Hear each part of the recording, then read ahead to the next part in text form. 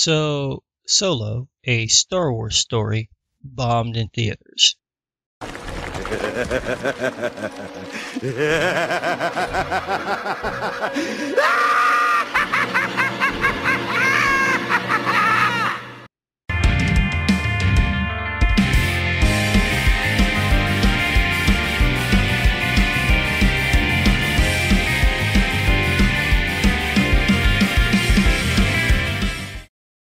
$85 million. It only made $85 million on its opening weekend. Now, to be fair, that's not a bad draw. Memorial Day releases usually don't do that well. The difference is that this movie cost $250 million to make, and that's not counting the advertising. If you counted that, double the budget. Oh, it's good. It's just scrumdiddlyumptious. I'm not saying I'm happy the movie bombed. I'm just not surprised. Everything about this movie made no sense. No one really wanted a Han Solo film. No one really wanted a young Han Solo film. No one thought Disney would release it during one of the lowest performing weeks in the year. Seriously, why release this film so soon? It hasn't even been 6 months since The Last Jedi came out. It's almost like Disney knew it would bomb and just said, fuck it. Or maybe it was the other way around. I mean, Disney does like to run franchises into the ground. It's almost like they're that guy from Fifth Element who's like, give me the cash. Yeah, I don't think we're going to give you the cash. As I'm looking at the numbers now, Solo has earned $168 million in 4 days. That's just $13 million more than Rogue One made on its opening weekend. So this movie is not doing well. And when you think about it, it's really bad because it's only been since 2015 and we're only 4 movies in and Disney has already worn people out. My favorite part, though, is watching the critics try to figure out what happened. I'm over here sounding like Gollum. We told you there was Trixie.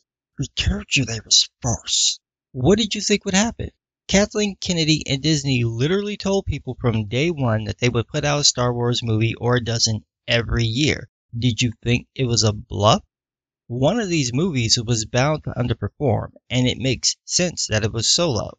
The studio couldn't leave this movie alone. I've never understood the point of studios meddling with films like this. You hire someone to direct the film, let him do his job.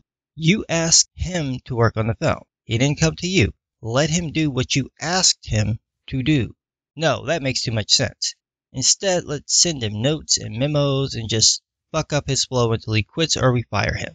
Then we'll bring on another director and do the same shit to him. And we'll bring on another director who now has to reshoot most of the damn film. This is one of the reasons why the budget was so high. And this was all the more reason to just push the release date to December like the other 3 films had been. The other reason that this movie tanked is because of the hate. The unbridled hate that people have for The Last Jedi. You might want to let the funk of that hot garbage drift away over the course of a year. You don't want to come back barely 5 months later. Now, I haven't seen the movie, and I don't plan to. It's not because I'm boycotting it, I'm just not that interested. I don't need to know Han Solo's backstory. The mystery of where he came from is more interesting. You start giving that info away, and it chips away at the character. Kinda like what happened with Wolverine.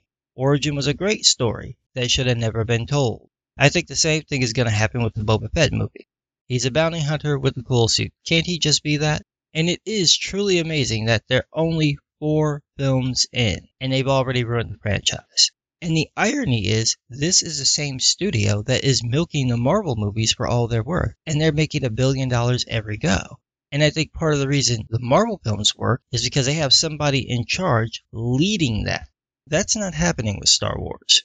What you have are a bunch of people mucking around with it, really not paying attention to what would actually do well in theaters, not paying attention to the types of stories that fans want to see, and not paying attention to the history of the franchise and what actually made it work.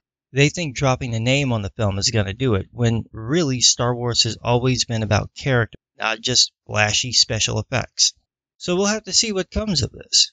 I don't expect the film to suddenly do better. I don't expect people to suddenly change their minds.